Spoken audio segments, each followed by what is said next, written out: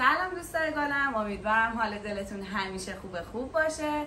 امشب بعد مدت ها ماماینا و دایینا اومدن خونمون. همونطور که مشاهده میکنید مامان همیشه در حال آشپزی و دایی هم که اومد یه لقمه شام بخوره داره برای من جابجا میکنه. کابینت نمیدونم لوستر همه رو داره برای من پاک میکنه. دایی جون خواهش میکنم. سلام دوستان، ما امشب دعوت میکنیم جون.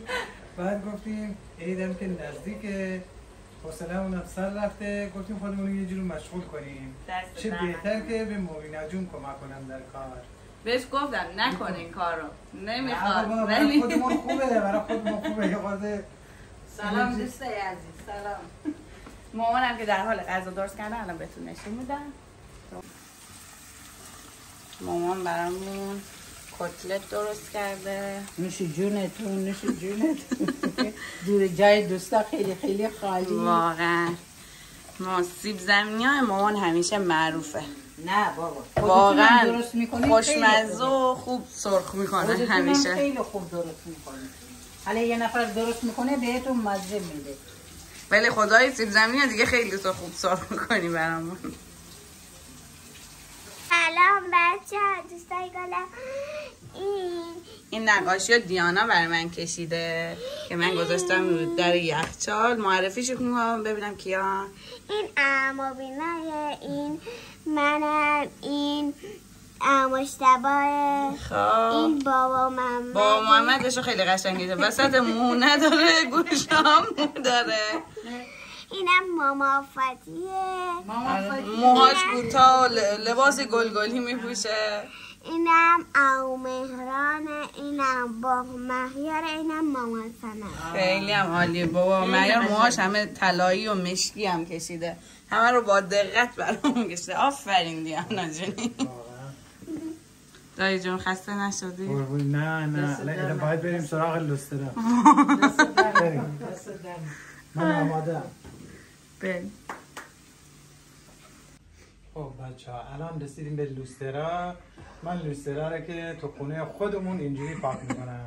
اول با پارچه نمناک خاکش میگیرم، بعدا اسپرش میکنم با شیشه شور، همه جا رو اسپری میکنم، بعد با پارچه دوباره خشکش میکنم. واقعا تمیز میشه. تمیز شده. من نمیدونم تمیز شده نه خیلی تمیز شده. بعد دایی نمیگن چرا این خواهرزادت کار نمی تو داری کار؟ نه جانم پدر خواهرزاده. قربونت. بیگاری ازش میکشی. اینو ببینید یه ذره. دایی تو رو خدا بیا پایین من انجام میدم. آره مهران خیلی ناراحت. انجام میده. تو واقعا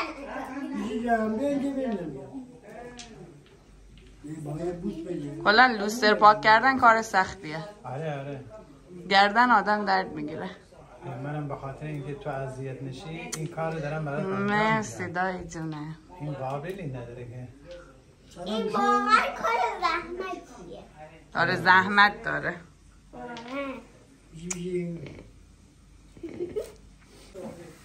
دایی کابینت ها هم داری برای من زحمت میکشی، درست میکنی، تمیزش میکنی. با چی تمیز کردی؟ بگو بچه ها برای عید میخوان تمیز کنم. کابینت رو با این اتک چند منظوره. این سیفه. این سیفه. آره. مثلا اتک چند منظوری هم خوبه. اول اسپرش میکنی، بعد با دستمال میکشی قشنگ که همه جا رو کشیدی چربی ها رفت، بعد با دستمال خشک دوباره روش میکشی پاک میکنی که لکه لوک از بین بره. آره مخصوصا این ماتا خیلی سخته تمیز کردن. ولی این خیلی خوبه. این چند منظوره ها، سیب یا اتک خیلی خوبه برای کابینت ها. دیگه همه مامینا برای دیگه کار نداره. راست دی حسین در نکنه. اینجور کارا دیگه ندارم دیگه واقعا. اینا آشپزی میکنه.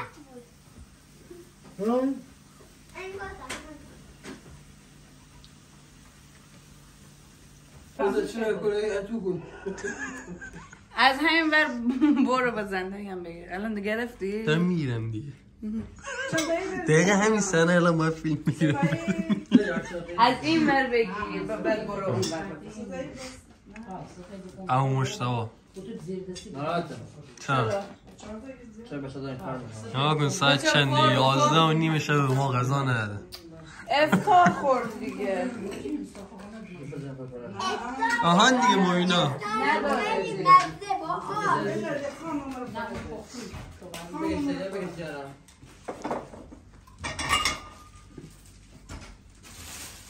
زندایی عزیز. دوستای عزیز بفرمایید شام.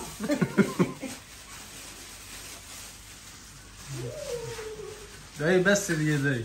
دایی خسته شد دستش در نکنه واقعا. یعنی شرمنده. شرمنده بودی پارچه نمیدایی دست دایی.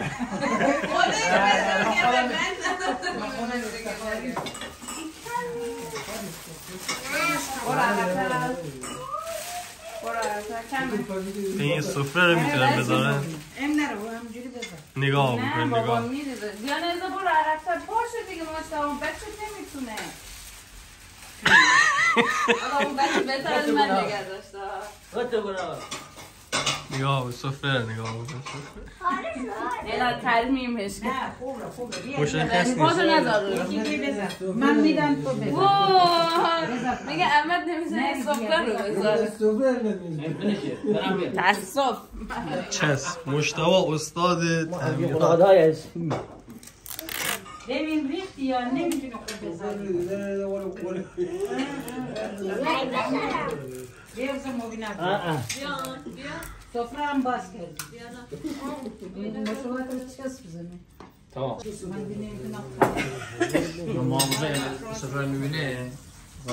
سفره ماموزه میبینه. بعد قرار تو میشه میگه زیر نپا کن حیفه. نه با یک بار مصرف رو. خوشش میاد. گاهی بلبلی یه نپا کن حیفه.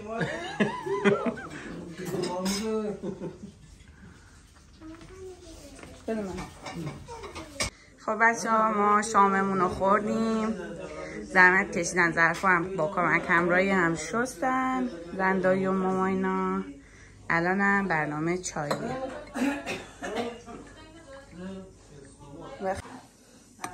چه چای خوشرنگیه مامان. این چای محلی آخه از دوست ساناز گرفتیم. این چایش خیلی سفارشات پذیرون. این خیلی خوش‌طعمه. هم خوش‌طعم هم خوشرنگ. آره خیلی چایش خوبه. من همیشه اونجا کیلویی میگیرم. آره منم ازشون میگیرم خیلی خوبه. بریم برای چای خواستگاری. اینگاه باسینی الان میام. خب بچه ها جون ما چای رو ریختیم دور هم نشستیم. زندایی، دیانا جون، مهیار و زنداداش هم که میگفتید کجاست، دایی و بابا، مجتبی و مامان و مهران، خودم هم که پشت دوربینم. دایی چرا سرت تو گوشیه؟ دایی چرا حواست نیست؟ چرا سرت تو گوشیه عزیزم؟ داری استوری میذاری؟ چه استوری میذاری؟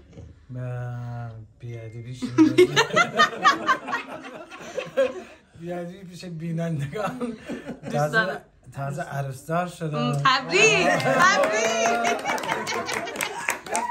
رفتیم خواستگاری خبر خوش به شما بدیم که بعد الان میخوام عکس پسرم با عروس ما پست. آخه مبارک باشه. انشالله خوشبخت بشن. انشالله عروسی سارا. قربان شما قربان عروسی شما. انشالله قسمت این مهران آقای گل ما جوان قربان شما. قربان همه جوونا به قسمت بله انشالله خوش نه خوب. خب بچه ها مهمونامون رفتن کارمون رو انجام دادیم. الان هم که میبینید لباس پوشیدن قراره برن خونه مامانینا امشب که فردا صبح تعمیرات دارن خونهشون. براتون فیلم میگیرم. امیدوارم که از این ولاگ خوشتون اومده باشه. مثل همیشه لایک و کامنت و سابسکرایب یادتون نره. تا ولاگ‌های بعدی خدا نگهدار.